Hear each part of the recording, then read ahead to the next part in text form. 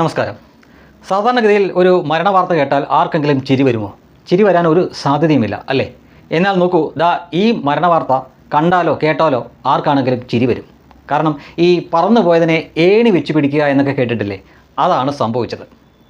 നമുക്കെല്ലാവർക്കും അറിയാം, ലോകത്തിന് തന്നെ അറിയാവുന്ന കാര്യമാണ്. വെനസ്വേലയുടെ പ്രസിഡൻ്റായിരുന്ന നിക്കോളാസ് മഡുറോയെ അയാളുടെ രാജ്യത്ത് കടന്നു കയറി പിടിച്ചുകൊണ്ടുപോയി അമേരിക്ക അറസ്റ്റ് ചെയ്തിരുന്നു.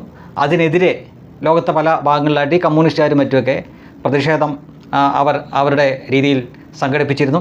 ഇപ്പോഴും പഴയ പ്രാകൃത രീതിയിലൊക്കെയാണ് പല പ്രതിഷേധങ്ങളും അവർ സംഘടിപ്പിക്കാറുള്ളത്. അതിലൊന്നാണ് അവർക്ക് ഈ കോലം കത്തിക്കൽ എന്ന ഒരു ആചാരമുണ്ട്, ഒരു ചടങ്ങുണ്ട്. അത് കമ്മ്യൂണിസ്റ്റുകാരാണ് ഏറ്റവും കൂടുതൽ ചെയ്യുന്നത്. അവർക്ക് ഇഷ്ടമില്ലാത്തവരുടെ കോലം ഉണ്ടാക്കിയിട്ട് ഏതാണ്ട് സമാനമായ രൂപത്തിലൊക്കെ അല്ലെങ്കിൽ അതുപോലുള്ള ഉടുപ്പൊക്കെ ധരിപ്പിച്ച് ഇട്ടിട്ട് അതങ്ങ് കത്തിക്കും. മിക്കവാറും പെട്രോളൊക്കെ ഒഴിച്ചായിരിക്കും കത്തിക്കുന്നത്, പെട്ടെന്ന് കത്താൻ വേണ്ടിയിട്ട്. അങ്ങനെ തമിഴ്നാട്ടിൽ അവിടെ ഈ നാഗപട്ടണം എന്ന് പറഞ്ഞ സ്ഥലത്ത് വേളാങ്കണ്ണി പള്ളിയുടെയൊക്കെ അടുത്തായിട്ടാണ് ഈ പ്രദേശം. അവിടുത്തെ ബ്രാഞ്ച് സെക്രട്ടറി ആയിട്ടിരിക്കുന്ന ഒരു പാവപ്പെട്ട ഒരു കല്യാണ സുന്ദരം എന്ന് പറഞ്ഞൊരു മനുഷ്യൻ, ആ മനുഷ്യൻ ഈ കോലം കത്തിക്കാൻ വേണ്ടി ശ്രമിച്ചു. പെട്രോൾ ഒഴിച്ചാണ് കത്തിച്ചത്. അതിൽ നിന്ന് തീ അയാളുടെ ദേഹത്തേക്ക് പടർന്നു. അയാൾ നല്ല ഗുരുതരമായ രീതിയിൽ അയാൾക്ക് തീപ്പൊള്ളലേറ്റു. പിന്നീട് അയാൾ ചികിത്സയിലായിരുന്നു. അയാൾ ചികിത്സയിലിരിക്കെ മരിച്ച വാർത്തയാണ് പുറത്തേക്ക് വന്നത്. അതാണ് ഞാൻ ആദ്യമേ പറഞ്ഞത്, ഇങ്ങനൊരു മരണ വാർത്ത കേട്ട് കഴിഞ്ഞാൽ സാധാരണ ആളുകൾക്ക് സങ്കടമൊന്നും വരില്ല, ചിരിയേ വരത്തുള്ളൂ. ഇവനൊന്നും വേറെ പണിയൊന്നുമില്ല, പറന്നു പോയത് ഏണി വെച്ച് പിടിച്ചു എന്ന തരത്തിൽ തന്നെയായിരിക്കും ആളുകൾ സംസാരിക്കുക. കാരണം ഇങ്ങനെയൊരു പ്രതിഷേധം, ഇങ്ങനെയൊരു കോലം കത്തിക്കൽ, ഇതിനെപ്പറ്റി ട്രംപ് അറിയുന്ന പോലും ഉണ്ടാവില്ല.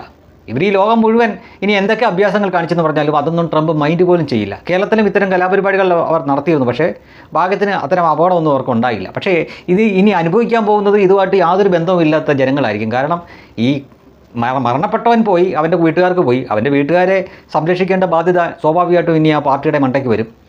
അപ്പോൾ അവർ ചുവന്ന ബക്കറ്റുമായിട്ട് ജനങ്ങളുടെ മുന്നിലേക്ക് ഇറങ്ങേണ്ടി വരും. രക്തസാക്ഷി, പേരിനൊരു രക്തസാക്ഷി എന്ന് തന്നെ പറയണമെന്നല്ലോ.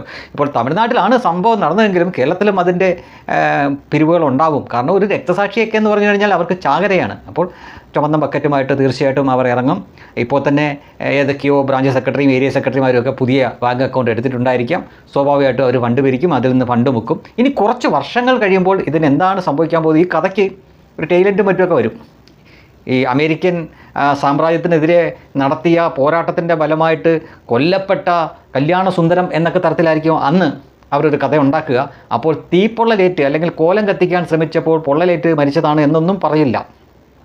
ഐതിഹാസികമായ സമരത്തിനിടയിൽ ഒരുപക്ഷെ പോലീസ് ചേർത്ത് നിൽക്കാൻ ശ്രമിച്ചപ്പോൾ, അല്ലെങ്കിൽ സംഘപരിവാർ, അല്ലെങ്കിൽ കോൺഗ്രസ്, അങ്ങനെ എന്തെങ്കിലുമൊക്കെ ഒരു കഥയുണ്ടാക്കി ഇയാളെ വലിയ ധീരനും വീരനുമായ രക്തസാക്ഷിയാക്കി അവർ അവതരിപ്പിക്കും. കുറച്ച് വർഷങ്ങൾ കഴിയുമ്പോൾ ആളുകൾ വിശ്വസിക്കും, അല്ലെങ്കിൽ ആളുകൾ വിചാരിക്കും അതായിരിക്കും സത്യമെന്ന്. യഥാർത്ഥത്തിൽ ട്രംപിൻ്റെ കോലം കത്തിക്കാൻ ശ്രമിച്ച് അതിൽ നിന്ന് തീ സ്വന്തം ശരീരത്തിലേക്ക് പടർന്ന ആണ് ഇയാൾ ആശുപത്രിയിൽ നരകവേദന അനുഭവിച്ച് ഇഞ്ചിഞ്ചായിട്ടാണ് മരിച്ചത് എന്ന കാര്യം അവർ മിണ്ടില്ല. പല രക്തസാക്ഷികളെയും അവർ അങ്ങനെ തന്നെയാണ് അവർ വർഷങ്ങൾ കഴിയുമ്പോൾ അവതരിപ്പിക്കുക. ഇവിടെ ദേശീയ പതാക, അതായത് ആഗസ്റ്റ് 15 ദേശീയ പതാക ഉയർത്തുന്ന സമയത്ത് കുറച്ച് വർഷങ്ങൾക്ക് മുമ്പ്, അപ്പോഴും ഇന്ത്യക്ക് സ്വാതന്ത്ര്യം കിട്ടിയിട്ടില്ല. ആഗസ്റ്റ് 15 ആപത്ത് 15 എന്നാണ് ഇവർ പറഞ്ഞുകൊണ്ടിരുന്നത്. ആപത്ത് 15 എന്നാണ് ഇവർ കുറേ കാലമായിട്ട് പറഞ്ഞുകൊണ്ടിരുന്നത്. അപ്പോൾ ഈ ദേശീയ പതാക ഉയർത്തുന്ന ചടങ്ങുണ്ടെങ്കിൽ അത് പോയി വലിച്ചു പറിച്ച് കളയുന്ന കലാപരിപാടിയും മറ്റുമൊക്കെ ഒരു കാലത്ത് കമ്മ്യൂണിസ്റ്റുകാർക്കുണ്ടായിരുന്നു. അങ്ങനെ ഒരിക്കൽ ദേശീയ പതാക പോയി നശിപ്പിക്കാൻ ശ്രമിക്കുകയും സർദാർ എന്നൊക്കെ കൂട്ടി വിളിക്കുന്ന ഒരാൾ പോലീസിൻ്റെ വെടിയേറ്റ് കൊല്ലപ്പെടുകയും ചെയ്തു. അയാളെ കുറേ കാലം കഴിഞ്ഞപ്പോൾ രക്തസാക്ഷിയൊക്കെയാണ് അവർ ജനങ്ങളുടെ മുന്നിൽ അവതരിപ്പിച്ചത്. പക്ഷേ ചത്തത് എന്തുകൊണ്ടാണ്, അല്ലെങ്കിൽ എന്ത് കാരണം കൊണ്ടാണ് എന്ന് മാത്രമേ ഇവർ മിണ്ടിയില്ല. പിന്നെ ഷാപ്പിലെ കറിയുടെ പ്രശ്നത്തിൻ്റെ പേരിൽ ഒരു ഷാപ്പിൽ കടന്ന് വഴക്കുണ്ടാക്കുകയും ഒരു കുഞ്ഞിരാമൻ അവിടെ കത്തിക്കുത്തേറ്റ് കൊല്ലപ്പെടുകയും ചെയ്തു അങ്ങ് കണ്ണൂരിൽ. അത് പക്ഷേ കുറച്ച് വർഷങ്ങൾ കഴിഞ്ഞപ്പോൾ ഈ കുഞ്ഞിരാമൻ അവിടെ വർഗീയ കലാപം ഉണ്ടായിക്കൊണ്ടിരുന്ന സമയത്ത്, പള്ളിയും ക്ഷേത്രങ്ങളും ഒക്കെ തമ്മിലുള്ള വിഷയം ഉണ്ടായിരുന്ന സമയത്ത് അതിൽ യഥാർത്ഥത്തിൽ സംഘപരിവാറുകാരല്ല, CPM-കാരാണ് ഒരു സൈഡിൽ, മറു സൈഡിൽ മുസ്ലിം ലീഗുകാരാണ്. ആ സംഘർഷത്തിനിടയിൽ പള്ളി സംരക്ഷിക്കാൻ വേണ്ടി നിന്നപ്പോൾ കൊല്ലപ്പെട്ട CPM-കാരനാണ് കുഞ്ഞിരാമൻ എന്ന തരത്തിൽ കഥ വളച്ചൊടിച്ച് അവതരിപ്പിക്കുന്ന കാഴ്ച കണ്ടു. ആ കഥ പിന്നീട് അന്തരിച്ച PT തോമസ് നിയമസഭയിലിട്ട് തന്നെ പൊളിക്കുന്ന കാഴ്ചയും നമ്മൾ കണ്ടു.